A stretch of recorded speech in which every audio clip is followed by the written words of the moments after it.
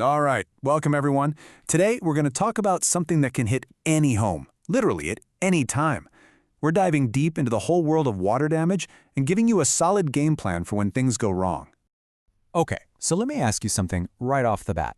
What do you think is the single most destructive force in your home? I mean, really think about it. Is it fire? Maybe high winds? It could be. But what if I told you the biggest threat is probably something you're not even thinking about? Yep, we're talking about water. And look, it doesn't roar like a fire or howl like some crazy storm.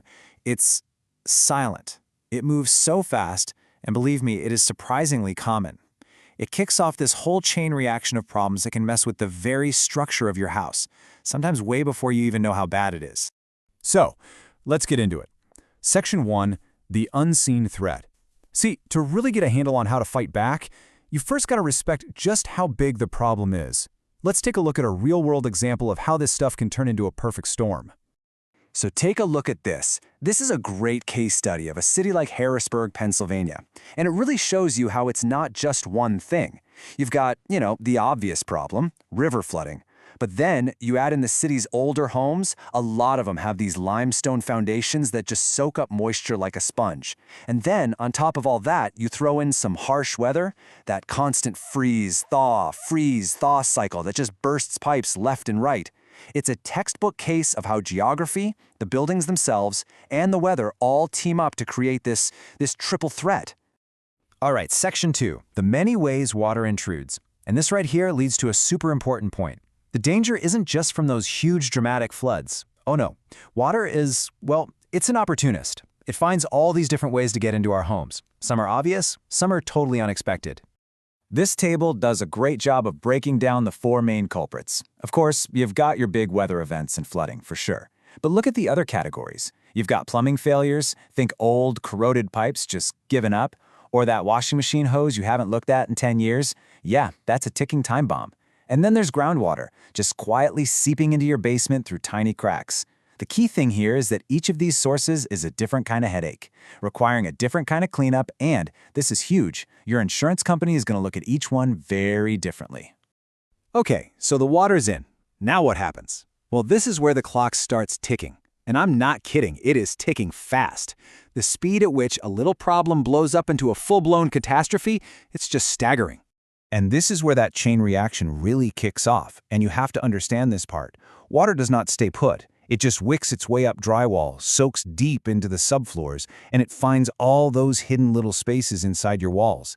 And that leads to the real monster. In as little as 48 hours, a simple water issue can become a massive, serious mold problem. This timeline really drives that urgency home, doesn't it? I mean, within minutes, carpets, subfloors, drywall, they're all saturated. A few hours later, the actual physical damage starts. We're talking swelling, warping, things starting to fall apart. Then you hit that 48-hour mark, and that's when the biological clock starts ticking with mold. Give it a few days, and you could be looking at serious structural problems and even electrical hazards. The takeaway is simple. Every single hour you wait makes things exponentially worse. Okay, so we've laid out the threat. It's fast, it's destructive, and it comes from all over the place. But here's the good news. There is a proven step-by-step process for dealing with it. This isn't about guessing what to do. It's a professional playbook that brings control back to a chaotic situation. And here it is. This is the industry-standard three-phase game plan. Phase 1 is all about emergency extraction. You got to get all that standing water out, and you got to do it fast. Phase 2, and listen up because this is the most important part, is the structural drying process. And then, finally, once everything is bone dry, you get to Phase 3, the rebuild and restoration. It's just a logical flow from panic to recovery. So let's drill down on that second step, structural drying, because this is what separates a real fix from just a Band-Aid. We're not talking about pointing a box fan at a wet spot. No, this is a science.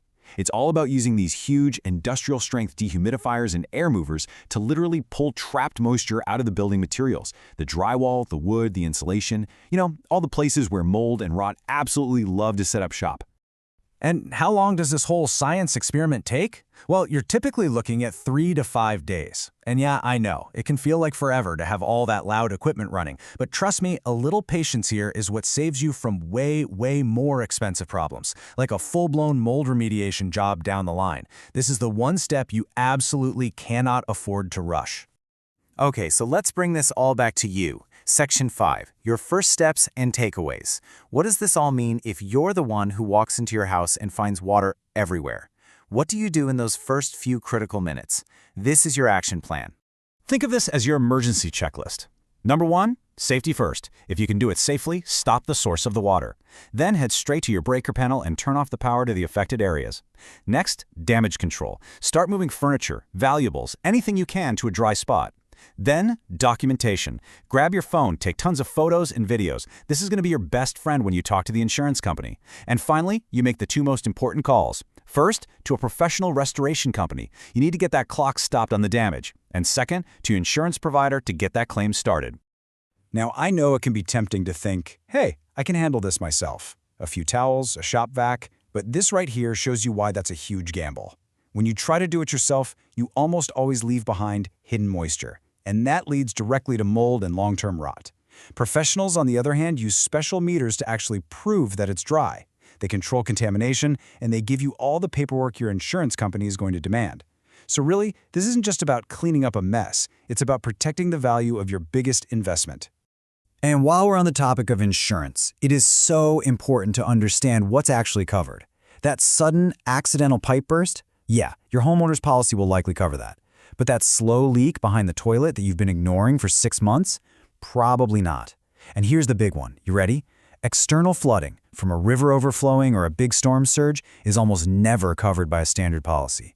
For that, you need a completely separate flood insurance policy. The key takeaway, where the water came from is everything to an insurance company. So I'll leave you with this question to think about. If you walked into a water emergency at your property tomorrow, would you know exactly what to do? After everything we've gone over today, from how fast the damage spreads to the exact steps for recovery, would you be ready? Because when it comes to water, being prepared isn't just about saving your stuff. It's about saving your home.